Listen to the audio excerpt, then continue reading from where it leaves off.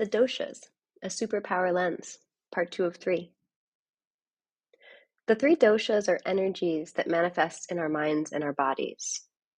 Consider, as you take in the gunas, meaning the qualities of these doshas in Sanskrit, notice which ones resonate with you.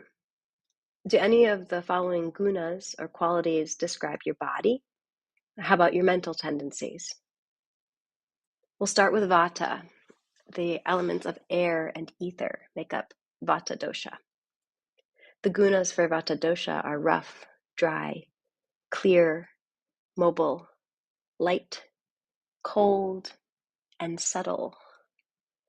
Think leaves swirling around, dry and crispy.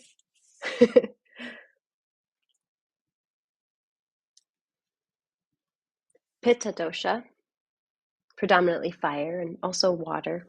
It's oily, odorous, spreading, hot, sharp, persistent, and liquid. Those are all qualities of pitta. Kapha dosha is earth and water. The gunas or qualities for kapha are slow, cool, liquid, thick, static, oily, dense, and heavy.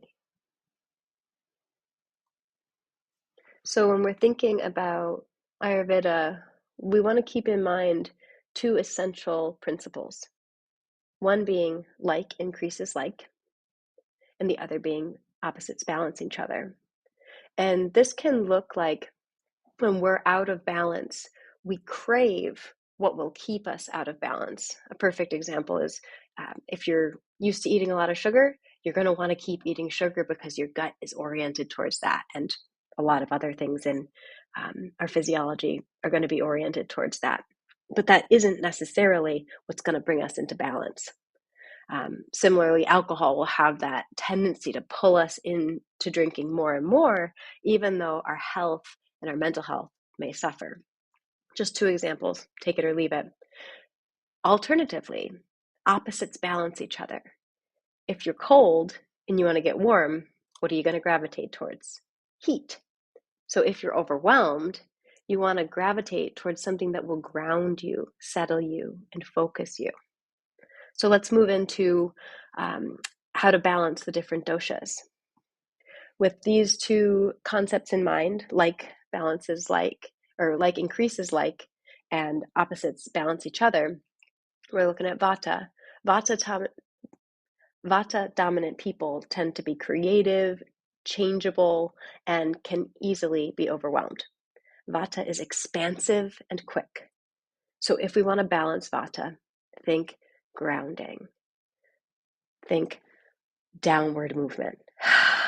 Think exhale. So simple ways to balance vata. Move slower. Be mindful of the speed with which you're moving. Oftentimes I find that I'll stub my toe or bite my cheek and realize I could probably be moving slower. That in itself, because it's opposite to the quickness, the lightness of vata, will help to balance vata. So move slower. Feel your feet at any given moment. Notice your feet. That will literally ground you. Vata also benefits from rest, being still, because one of the gunas or qualities of vata is to be quick and movement oriented. Try being gently firm with yourself when you're trying to balance vata. I say this because vata wants you bouncing all over the place. Attention deficit is kind of the name of vata's game when vata is out of balance. And if you can say, no, in fact, we're going to rest for 10 minutes. Or no, in fact, we're not going to open 6 more tabs right now. We're going to take a breath. I use this language of we because that's how I talk with myself. Because sometimes I need to take sort of an external parent role with myself. And then prioritize warmth. I'm recording this in the winter, so it's extra important right now. But wearing a scarf, wearing a hat, I'm wearing one now, making sure that you have a thermos of something that's non-caffeinated that you can drink. All of these are subtle, yet they really do make a difference when it comes to our overall sense of balance and thus our well-being. Moving on, balancing pitta. So pitta is fiery. Pitta dominant people tend to be focused, goal-oriented, and hard goers. Pitta is hot and fast. Thinking about balancing pitta, we want to think cool. Be cool. Don't jump the gun. Take it easy. Slow down. You'll notice that some of what I'm saying may also apply to vata. These aren't mutually exclusive approaches. So if you want to balance pitta, move slower and embrace moderation. That is, I think, very good advice that isn't always easy to take. Speaking of take breaks. Schedule breaks, because pitta just wants to get it done. Play more, have fun, and schedule fun, because pitta will have you, if you're pitta dominant, pitta will have you working for 8 hours a day and not even consider that fun could really lighten things up and create more balance. And for balancing pitta, a really simple and enjoyable way to do that is to savor things that smell good and things that look beautiful. Looking for beauty softens the intensity. Think narrowed eyes. It widens the gaze, expands perspective when we pull in our senses and enjoy them. Something as simple as like smelling tea can be really helpful, or observing a flower, maybe even buying a single flower at the store, at the grocery store, and appreciating it as you move through your week. Let's move on to balancing kapha.